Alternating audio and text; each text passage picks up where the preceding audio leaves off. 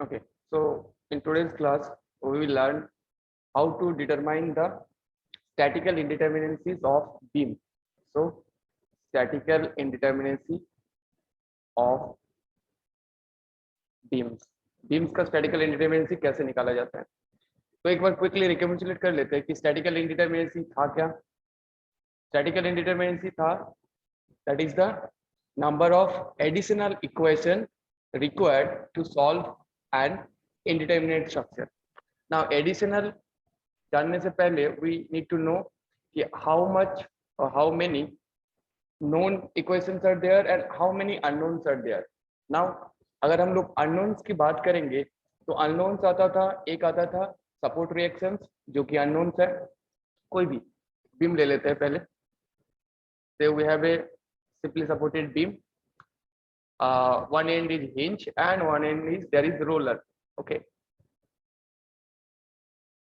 Now and now I am not applying any kind of loads. Loads के बारे में मैं बाद में बताऊंगा कि लोड्स अप्लाई हुआ तो कैसे चेंज होगा. पहले इन जनरल क्या होता है. तो अननोन हो सकता है क्या. यहाँ पे अगर मैं सपोर्ट रिएक्शन देखूंगा तो यहाँ पे मुझे दो सपोर्ट रिएक्शन मिलेगा. ये हिंज है, एक वर्टिकल डायरेक्शन में सपोर्ट रिएक्शन मिलेगा से ए पॉइंट है, दूसरा बी पॉइंट है. तो वी ए मिलेगा एक हमें, इधर एक मिलेगा से ए एक्स एक्सियल फोर्सेस का जो कंपोनेंट आएगा रिएक्शन देगा वो, और इस साइड में हमें रिएक्शन मिलेगा A1 VB. सो अननोन जो हो रहा है, अननोन दो अननोन हमें मिलेगा, एक due to the support reactions and due to the axial forces. तो axial forces sorry due to the member forces. तो अगर मान लो कि बीम का इस मेंबर को इस सेक्शन में काटा तो इस सेक्शन में हमें कौन कौन सा मेंबर फोर्स दिखने के लिए मिलेगा. हमें मिलेगा axial force,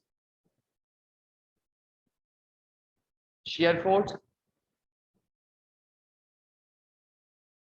and moment, bending moment and bending moment. Okay. So तीन अननोन मेंबर फोर्सेस है और ये मेरा सपोर्ट रिएक्शन. सो अननोन्स हमें दो टाइप ऑफ अननोन्स मिल रहा है. One is the external support reaction, वहां से अननोन मिल रहा है.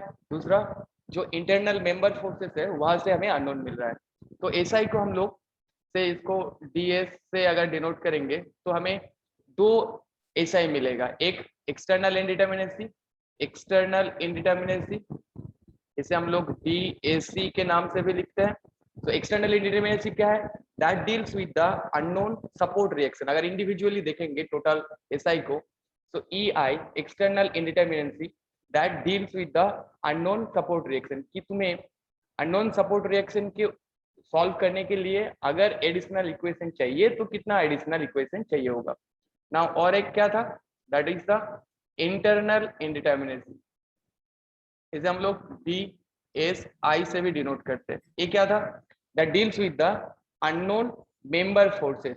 कि कितना अननोन मेंबर फोर्सेस है और उसको सॉल्व करने के लिए हमें अगर एडिशनल इक्वेशन चाहिए तो कितना एडिशनल इक्वेशन चाहिए होगा. तो इसको हम लोग एक्सटर्नल इनडिटरमिनेसी को हम लोग क्या लिख सकते हैं कि the number of unknown the number of unknown the number of unknown support reactions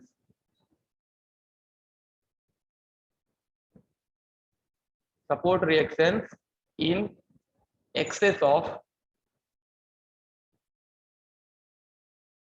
available static equations.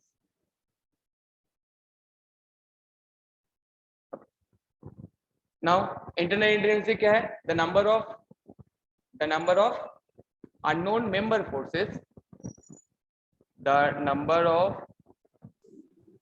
unknown member forces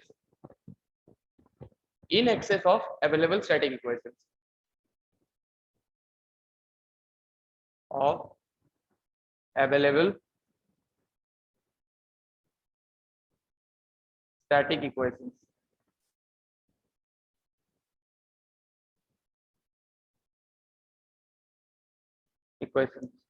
If all the external forces and reactions are known.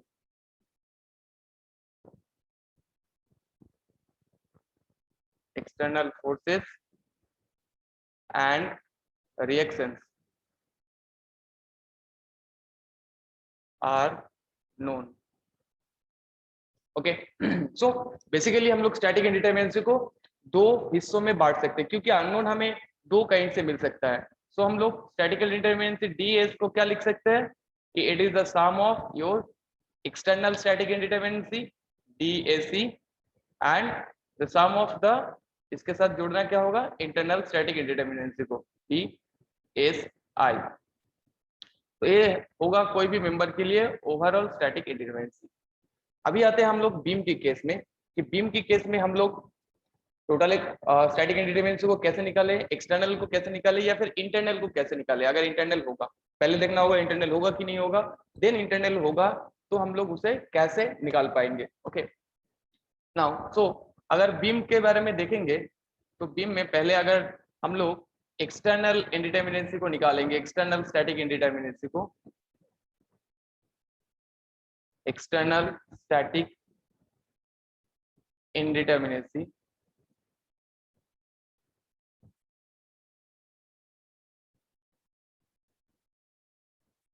For beams. तो beams के लिए से एक beam draw कर लो, simple सा एक beam कोई भी. So we have hinge support over here and another hinge support at this end also. So we are now finding out the external static indeterminacy. So external static indeterminacy को अगर निकालना है DAC तो हम लोग already देखे थे कि इसके लिए फॉर्मूला क्या लिखना चाहिए, कि फॉर्मूला क्या होना चाहिए, क्या होना चाहिए था, R that is the unknown support reaction minus से E क्या था, that is the available equations, available static equation. R क्या है, that is the unknown support reaction, unknown support reaction.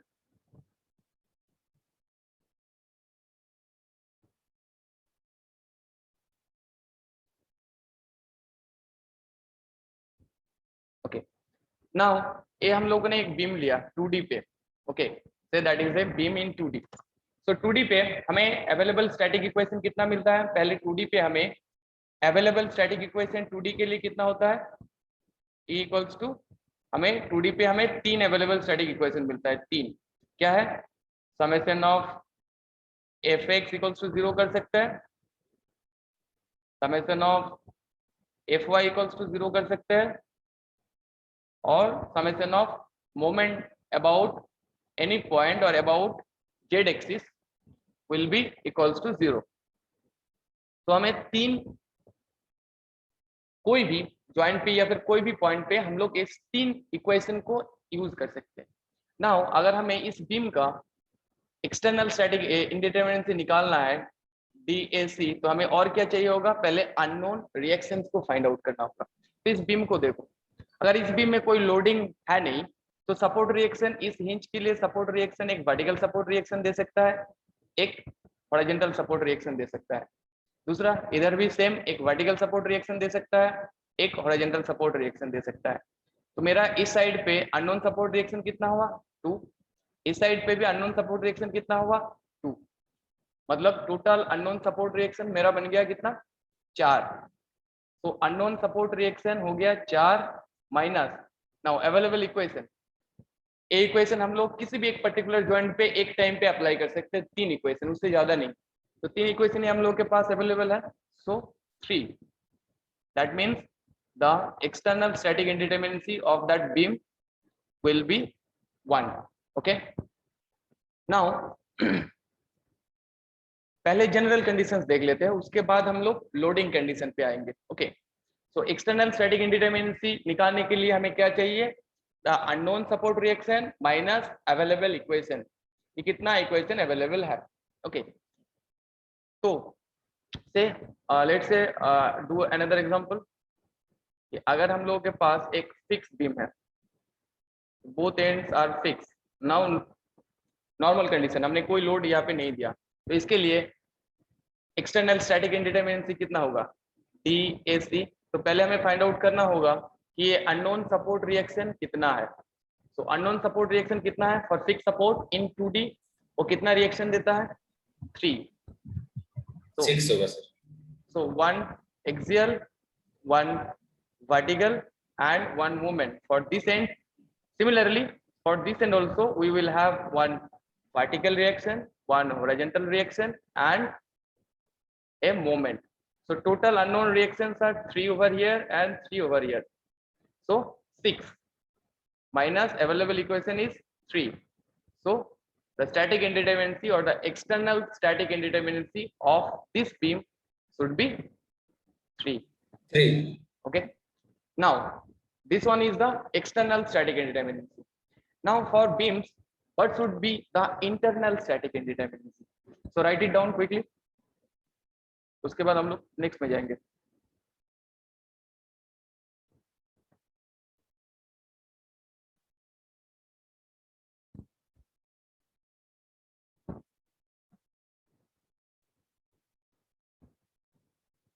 Okay, हो गया?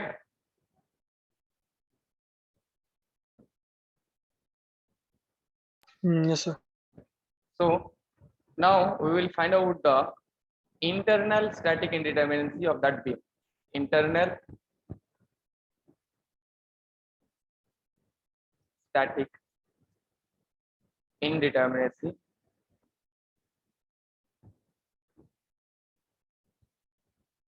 of beams.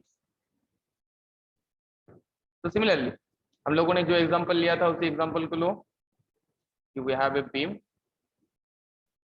and it has 2 hinge support at its 2 ends. Okay. Now internal static indeterminacy क्या बोला, it is the excess of unknown member forces, excess of unknown member forces with respect to available static equations if the reactions and the loads are known. So say इसके इसमें कोई एक loading देते हैं ना, so say maybe मैंने एक load apply किया। now if हम लोगों को इस लोडिंग के कारण हमें अगर हॉरिजॉन्टल रिएक्शन, वर्टिकल रिएक्शन, इस साइड पे हॉरिजॉन्टल रिएक्शन और वर्टिकल रिएक्शन अगर मुझे पता है, अगर मुझे हॉरिजॉन्टल रिएक्शन और वर्टिकल रिएक्शन पता है और उसके साथ साथ लोड भी पता है, इसे अगर लोड दिया हुआ है तो लोड भी पता है, से लोड है तुम्हारा 10 किलो न्यूटन, ए तुम्हारा अपवर्ड रिएक्शन 5 किलो न्यूटन, ए भी 5 किलो न्यूटन, मे भी 5 kilo Newton.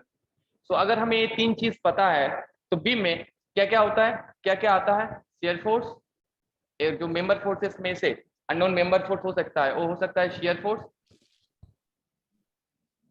Bending moment and axial force if it is present. तो देखो अगर हमें सपोर्ट रिएक्शन और उसके साथ साथ लोड का वैल्यू भी पता चलेगा तो हम लोग इस बीम के लिए शियर फोर्स और बेंडिंग मोमेंट निकाल सकते हैं कि नहीं निकाल सकते, पहले बताओ। यस ऑब्वियसली, अगर मुझे सपोर्ट रिएक्शन और लोड पता है तो हम लोग उसके लिए yes sir, shear force diagram as well as bending moment diagram हम लोग ड्रॉ कर पाएंगे। इस बीम के लिए ड्रॉ कर पाएंगे। शियर फोर्स डायग्राम क्या होगा फिर, 5 किलोमीटर ऊपर गया सीधा स्ट्रेट लाइन, 10 किलोमीटर 5 नीचे गया, ये हो गया तुम्हारा शियर फोर्स डायग्राम। अगर मुझे इस बीम का इसी लोडिंग कंडीशन पे बेंडिंग मोमेंट डायग्राम चाहिए तो क्या होगा, that will look like that. So we can find out.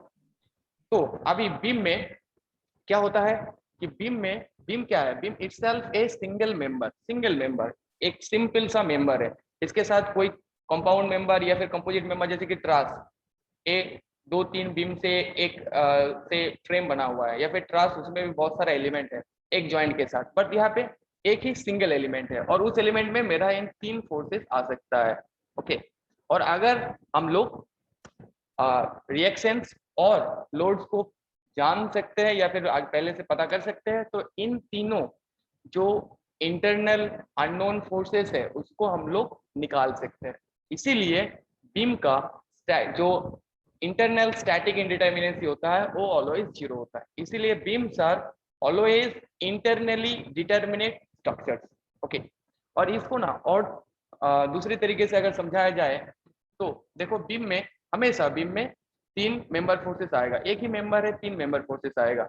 तो इस 3 मेंबर फोर्सेस हम लोग के पास अवेलेबल स्टैटिक इक्वेशन भी 3 है, तो ऑलवेज हम इसको सॉल्व कर सकते हैं। इसीलिए इसका जो इंटरनल स्टैटिक इंडिटरमिनेंसी होता है बीम के लिए डी एस ई का जो वैल्यू होता है, डी एस आई का जो वैल्यू होता है इंटरनल स्टैटिक इंडिटरमिनेंसी का वैल्यू 0 होता है। ठीक, क्यों 0 होता है समझ में आया? क्योंकि इसे भी एक पर्टिकुलर पॉइंट पे अगर हमें रिएक्शंस और लोड्स पता है तो we can find it out. और बोल सकते हैं कि एक सिंपल मेंबर है तो उस मेंबर में 3 अननोन मेंबर फोर्सेस आ सकता है, और हमारे पास तो 3 सॉल्व इक्वेशन है ही, so we can find it out.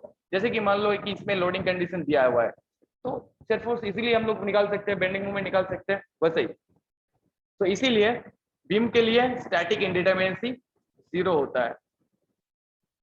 तो यहाँ पे एक लिख सकते हो नोट करके कि if all the support reactions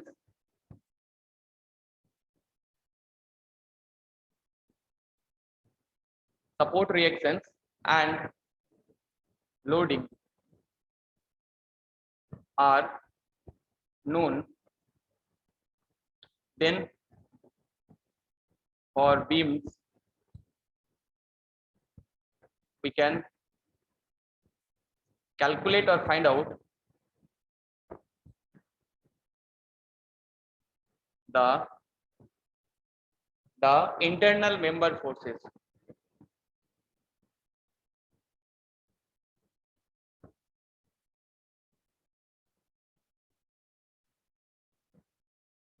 That's why the internal static indeterminacy of a beam is always 0. Okay, so हमें बीम के बारे में क्या देखा कि external static indeterminacy R minus available equations करके निकाल सकते हैं, और इसके लिए जो इंटरनल स्टैटिक इंडिटरमिनेंसी होता है वो 0 होता है। तो हम लोग डायरेक्टली इसका एसआई अभी बोलो कि एसआई इक्वल्स टू क्या होता है। अच्छा, इसको लिख लो पहले। एक कोई भी बीम के साथ हो सकता है, मे बी ये फिक्स बीम मान लो, फिक्स बीम का भी अगर हमें रिएक्शंस और मोमेंट पता है तो we can easily find it out the bending moment and the shear forces. तो ये हो गया कंप्लीट।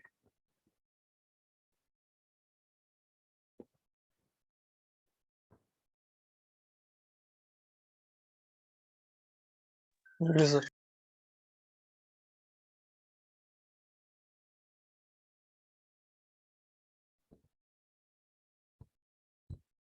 ओके, तो अभी बताओ कि एसआई इक्वल्स टू क्या जाना था हम लोग?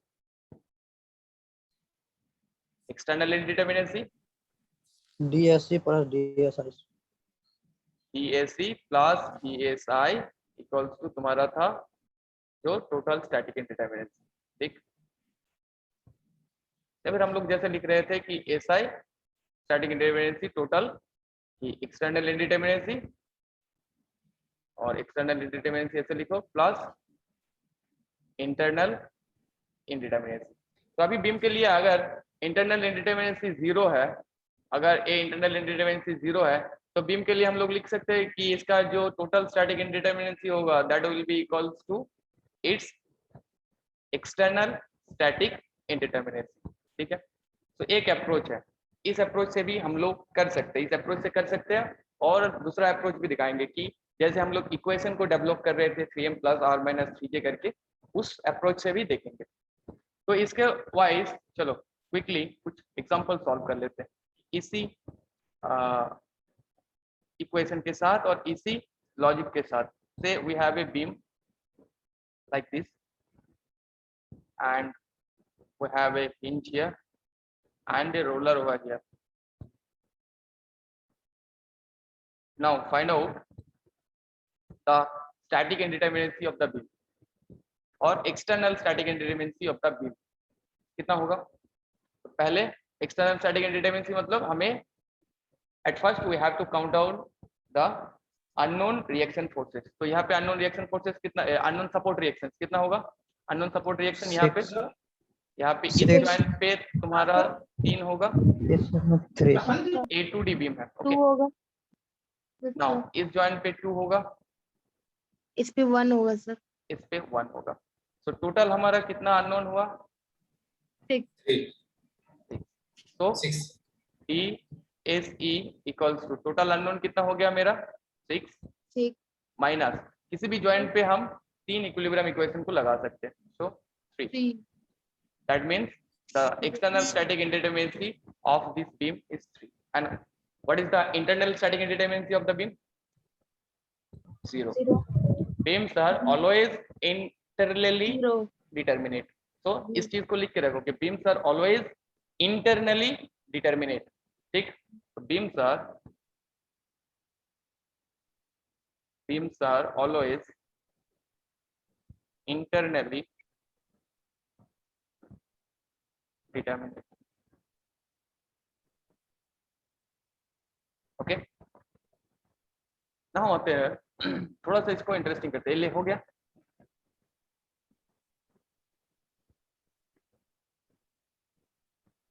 नेक्स्ट है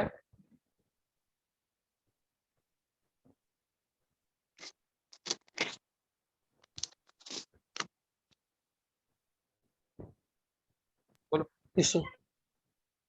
तो नाउ हो गया. पहले हम लोग जनरल कंडीशंस के लिए देखें, राइट? जनरल कंडीशंस के लिए नाउ अभी हम लोगों को अगर loading, different kind of loading दिया हुआ होगा, एसआई ऑफ बीम्स, इसका ये कर दो कि SI of beams with loading conditions.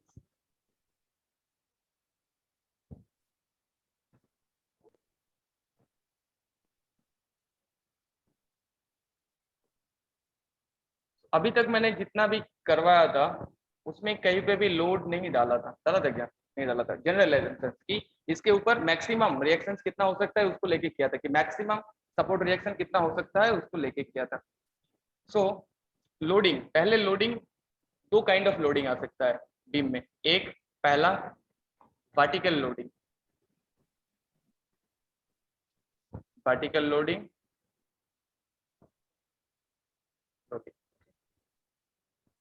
सो अच्छा, इससे पहले तुम लोग और एक एग्जांपल को सॉल्व करो, है ना? से हम लोग के पास और एक बीम लिया हम लोग,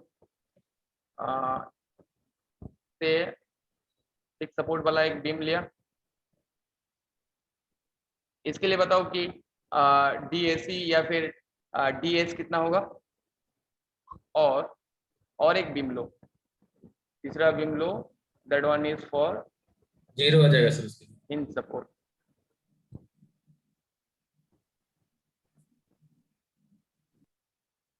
तो इन दोनों के लिए, ए बीम और ई बीम के लिए भी तुम एक्सटर्नल स्टैटिक इंटरवेंसी निकाल के दे। पहला के लिए 3. पहला के लिए 3 होगा सर। पहला के लिए 3, दूसरा के लिए 6 और दूसरे के माइनस लिए 3, दूसरे के लिए 1. और इसके लिए कितना हो जाएगा? DSC 1 हो जाएगा, राइट? इधर 2 इधर 2, सो 4 टोटल मेरा, -1 इक्वल्स टू 1। ठीक, अभी चलते हैं हम लोग उधर जहाँ पे देख रहे थे हम लोग लोडिंग के बारे में। तो पहले vertical loading. Okay, so now से एग्जांपल, हम लोगों के पास एक बीम है, एक साइड पे हिंज लगाया, एक साइड पे से रोलर लगाया। पहले रोलर लगा देते हैं एक बार। Now vertical loading, vertical loading क्या है? Only loads are applied vertically, vertical loading हो रहा है। तो यहाँ पे मैंने लोडिंग डाल दिया, से P किलोमीटर लोड आ रहा है इसमें। तो ये A पॉइंट है, A B पॉइंट है।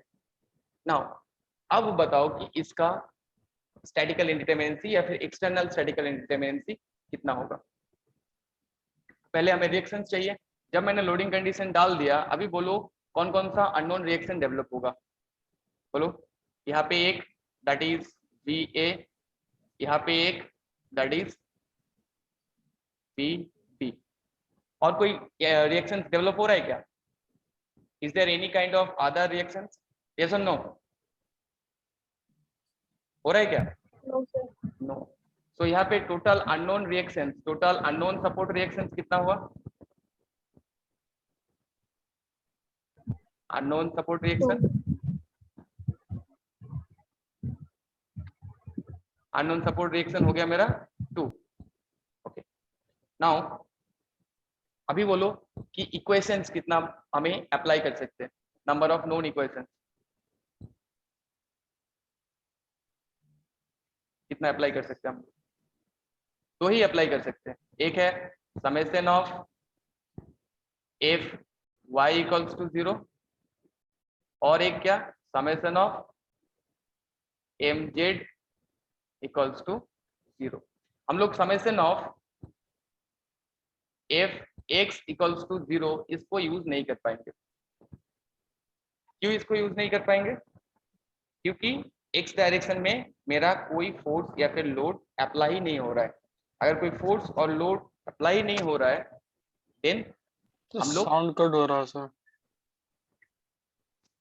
Is it clear no? Sir breaking sound.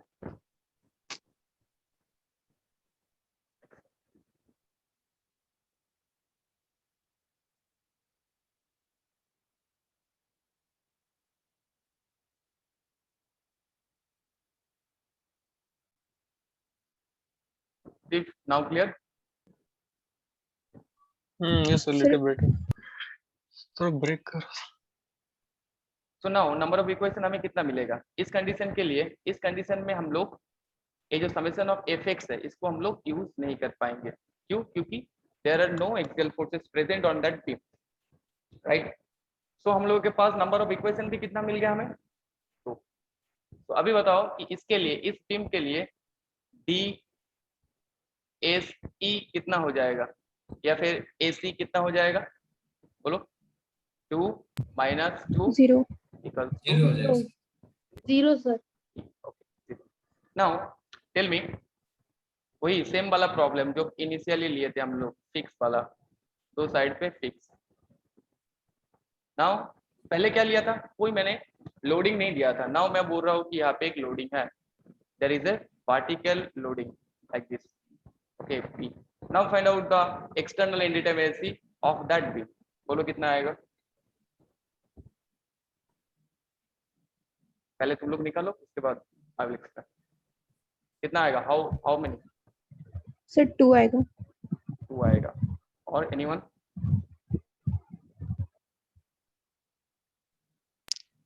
2 है. 2 आएगा. बाकी लोग 2 आएगा कि 3 आएगा? सो बोलो 2 आएगा कि 3 आएगा?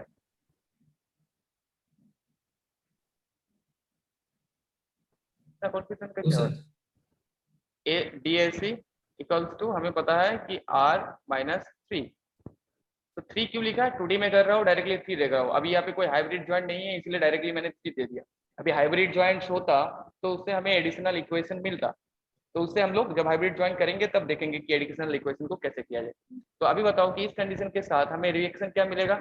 इस डायरेक्शनल एक रिएक्शन मिलेगा और एक मोमेंट मिलेगा. इधर भी एक ए डायरेक्शनल मिलेगा और एक मोमेंट मिलेगा. देयर विल बी नो क्या होएगा? Axial forces.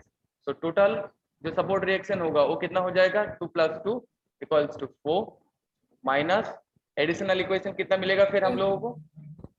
समेशन ऑफ दो ही इक्वेशन मिलेगा. Summation of F X equals to 0 मिलेगा क्या? ये summation of F Y equals to 0 दिख रहा है सर, लिख रहे हैं.